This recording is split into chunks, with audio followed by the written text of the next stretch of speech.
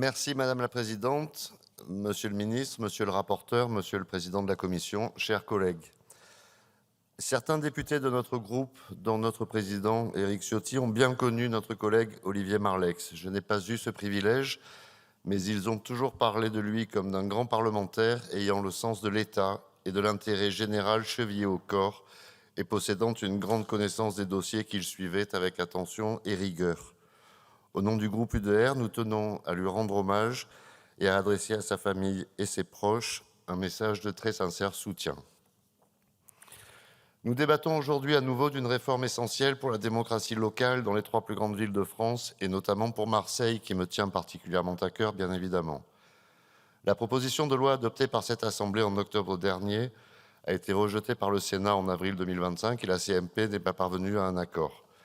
Nous retrouvons donc le texte tel que nous l'avons voté, suscitant chez nous les mêmes joies et les mêmes peines qu'en première lecture, et donc approximativement les mêmes commentaires.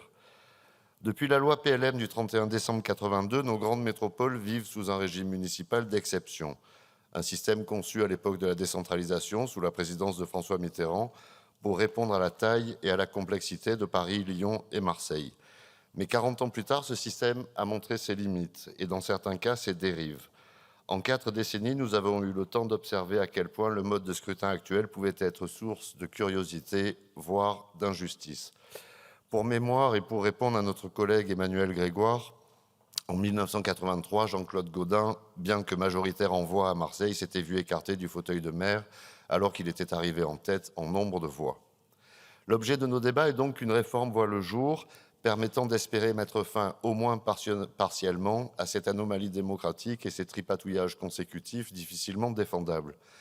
Je suis notamment favorable à l'abaissement de la prime de majorité de 50 à 25% qui permettra de donner un peu plus d'espace à l'opposition, ce qui va dans le sens du respect des suffrages exprimés.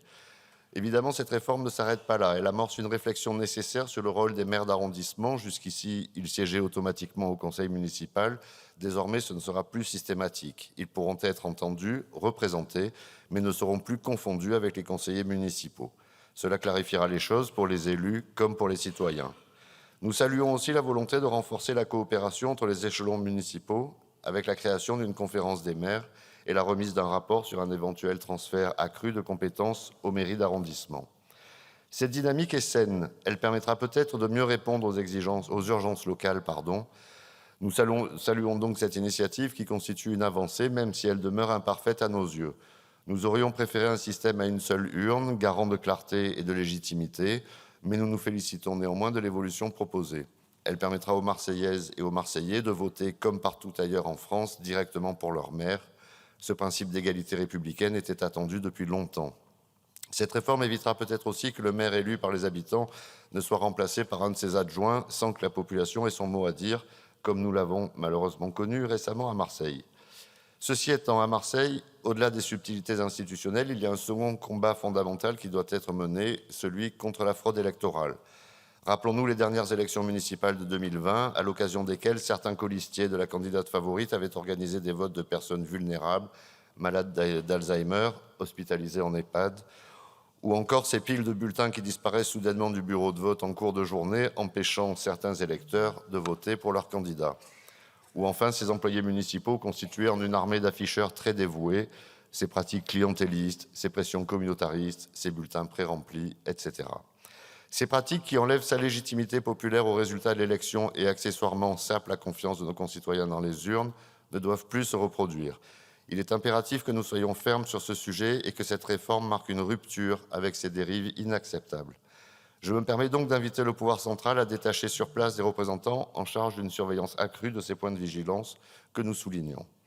Il y a aussi un second sujet important auquel cette réforme ne s'attaque pas, le découpage des secteurs et donc le poids inégal des voix selon les quartiers.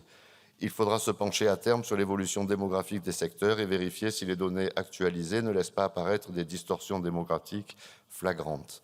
Ceci étant, notre groupe votera en faveur de cette réforme qui s'inscrit dans la logique de simplification que l'UDR défend, avec l'espoir qu'elle contribue à restaurer la confiance et renforcer la légitimité démocratique des maires de nos grandes métropoles. Je vous remercie. Je vous remercie, Monsieur Fessa.